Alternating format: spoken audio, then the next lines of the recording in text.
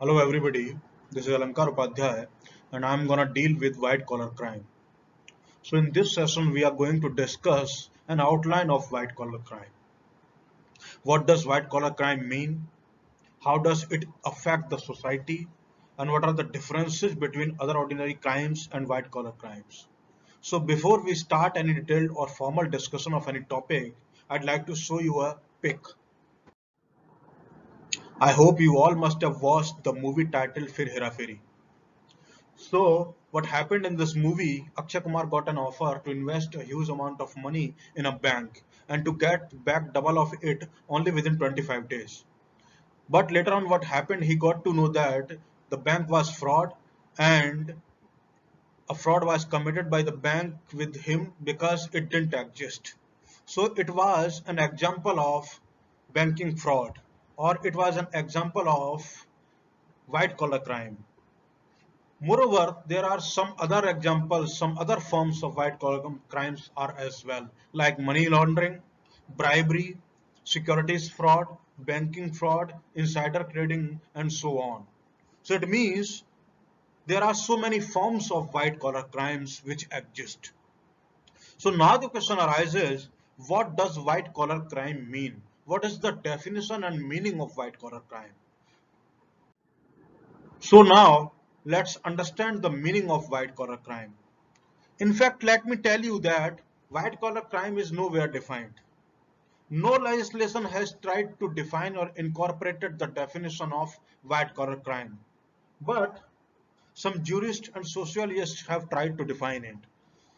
So let's understand the definition given by a jurist, Edwin Sutherland, who coined it 1939, and he tried to define it as white collar crime is a crime committed by a person of respectability and high social status in the course of his occupation.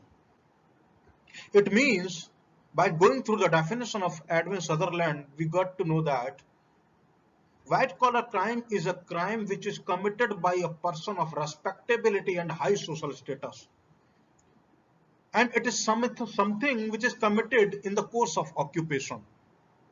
It means, in nutshell, we can say that white collar crime is committed to get financial benefits.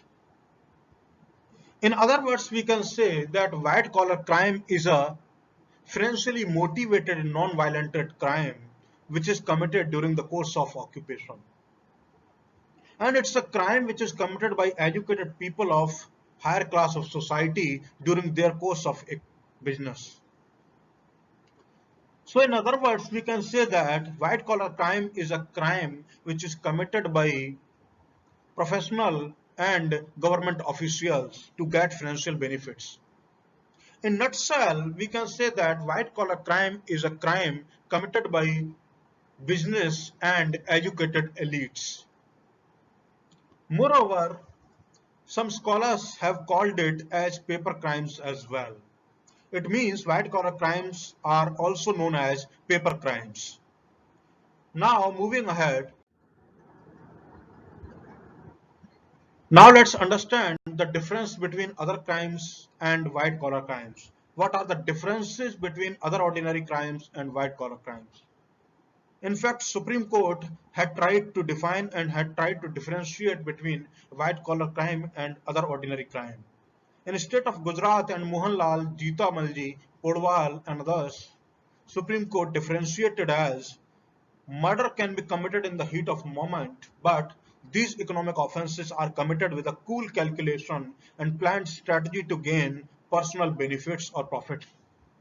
It means Supreme Court decided that the ordinary crimes can be committed in the heat of moment. The ordinary crimes can be committed due to other reasons.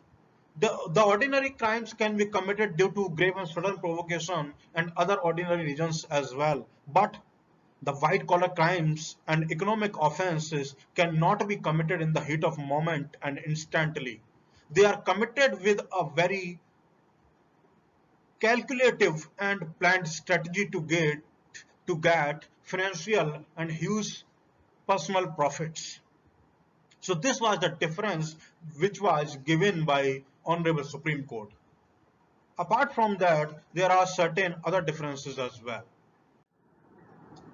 First one difference is no information about the offender. In case of ordinary crimes, offender is known to the victim, whereas in case of white collar crime, offender is sometimes not known to the victim. Even he does not know anything about the offender, who is offender and what kind of offense has been committed against him, because most of the white collar crimes are committed without coming face to face with the victim. The offender is somewhere else, offense is committed somewhere else by the offender, and the victim is present somewhere else.